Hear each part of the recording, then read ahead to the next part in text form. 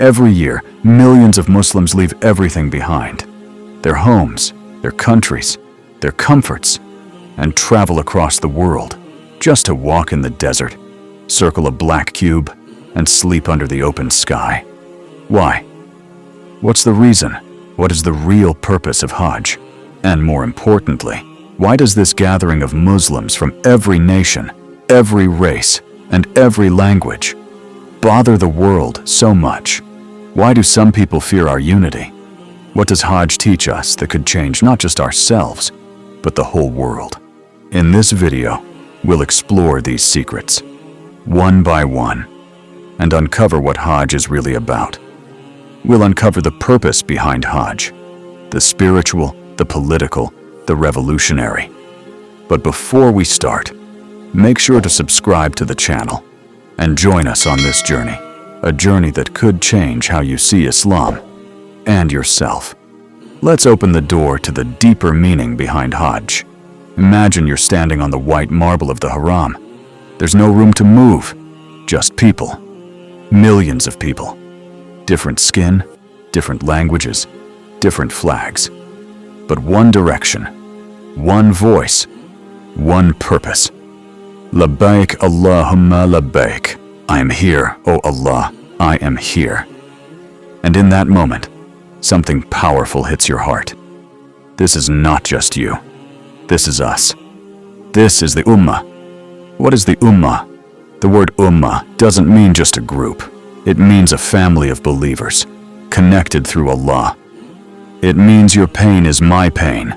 It means your joy is my joy. The Prophet Muhammad, peace be upon him, didn't build individual Muslims. He built an Ummah. The believers are like one body. If one part of it hurts, the whole body suffers. Hajj brings this hadith to life, not through words, through presence. A storm of unity. The power of the Ummah isn't in one person. It's in all of us moving together. When you watch the Tawaf, what do you see? Not chaos, not ego, not division. You see circles. Everyone walking together in one rhythm. Old, young, Arab, African, Asian, Western. Billionaires and the barefoot. All equal. All guests of Allah. All answering one call. And this is how the Ummah should move in the world. Together, not scattered. Synchronized, not separate. Why does this matter? The world is not afraid of scattered Muslims, but the world is afraid of a united Ummah, and they should be. Why? Because when Muslims unite with sincerity and direction, injustice trembles. Tyrants fear exposure. Oppressed people find a voice. The forgotten are remembered, and Hajj is proof. We already have the numbers. We already have the message. What we need is alignment, a message to the world. Hajj is not a parade. It's not tourism. It's not even just a ritual. It is a message to the world. Look, we are here. We are many. And we are one. No speeches, just worship. But powerful enough that every satellite captures it, every eye watches it, and every enemy of unity takes notice. Why do enemies fear Hajj? Because Hajj reminds the Muslim Ummah of its potential. They fear Hajj because it breaks racism, it breaks nationalism, it breaks the illusion of division. They fear when we realize, I am not just Pakistani or Egyptian or Nigerian or Indonesian. I am Muslim first. They fear the day we stop looking at each other as other and start looking at each other as brothers. Hajj reconnects the disconnected. Throughout the year, we live in boxes. My family, my country, my local masjid. But at Hajj, those walls collapse. You sleep beside strangers. You eat with people whose name you'll never know. You cry beside a man who doesn't speak your language. And yet, you feel closer to him than many people you've known for years. That's the miracle of the Ummah. Connection without explanation. Love without reason.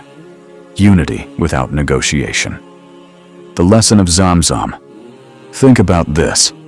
Zamzam, the water of life, was discovered when Hazrat Hajar ran alone in the desert. But millions now drink from it, together. Her sacrifice became a source for the Ummah. This is a symbol.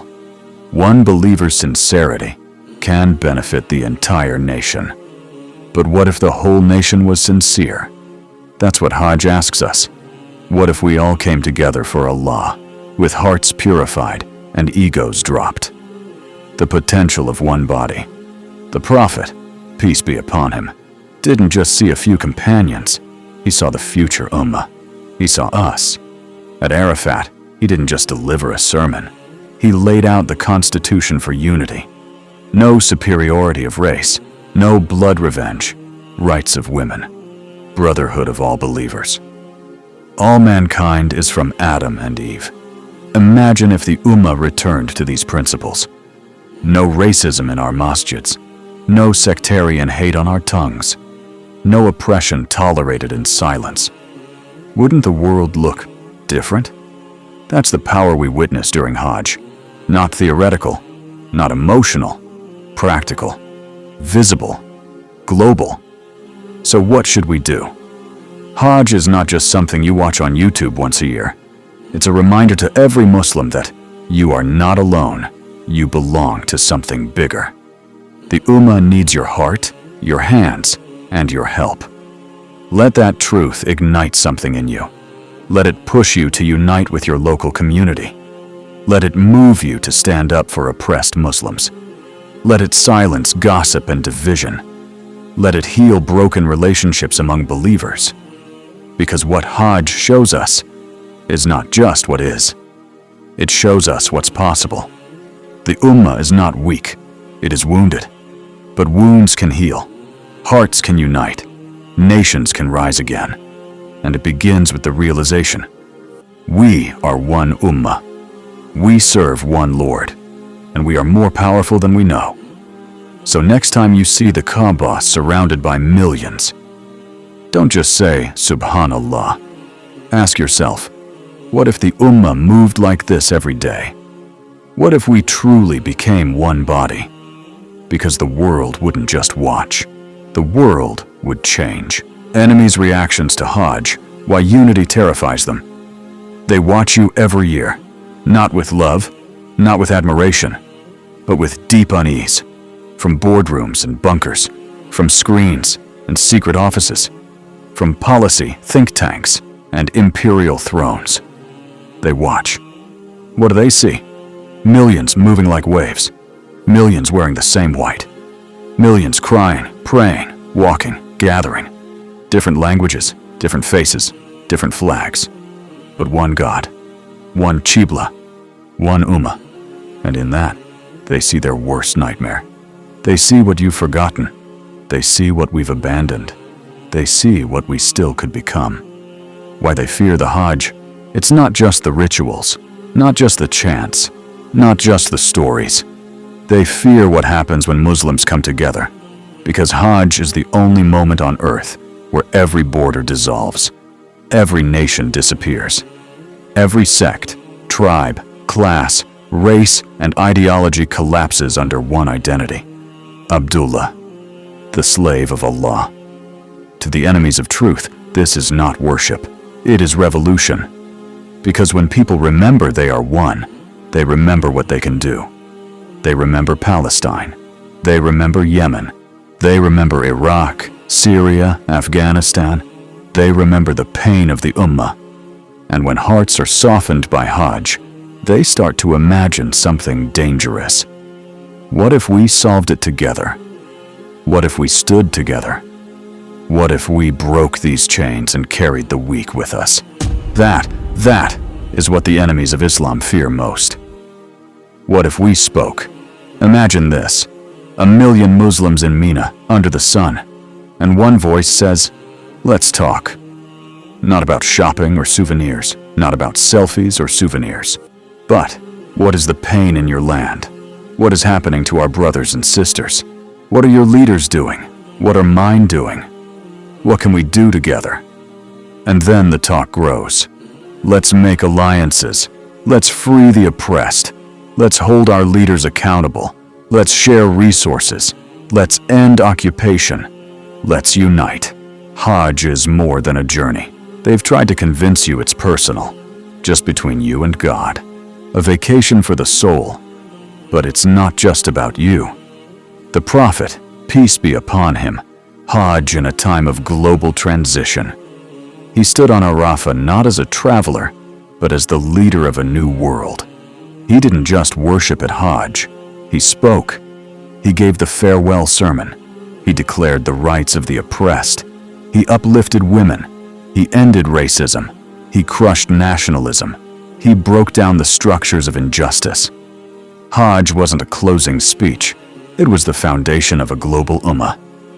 But what do we do now? We cry and return home. We post pictures and move on. We forget the power we were handed. And the enemies? They breathe a sigh of relief, because they know, if you ever acted on what you felt at Hajj, the world would never be the same. What unity really means is not just walking together. It is thinking together, planning together, fighting together. For truth, unity doesn't mean we all look the same. It's a shared struggle for a sacred cause, to live and die for one God. Unity doesn't mean everyone agrees. It means we disagree with love and respect. We stay connected through Allah, and we move forward together. But unity is dangerous to empires built on our division. That's why they spend billions keeping us apart. They feed us nationalism. They give us pride in flags, but shame in faith. They make us argue about things that don't matter while the world burns. But Hajj shatters their illusion. Because in Makkah, your passport means nothing. Your wealth means nothing. Your skin means nothing. Only your taqwa matters, and in that system, they have no power. Let's ask, what would happen if the Ummah truly stood together? What if 2 billion Muslims stopped fueling the system that's destroying the world? If we built our own supply chains? If we invested in education? If we helped one another rise? Imagine if Hajj became the yearly summit of the oppressed, where not just tears flowed, but plans. Where not just rituals were completed, but revolutions were born. That is what they fear. Not your dua, but your direction. Not your ibadah, but your intention. Not your rituals, but your realization. We are not just a nation. We are a mercy to the nations. Why they try to distract you?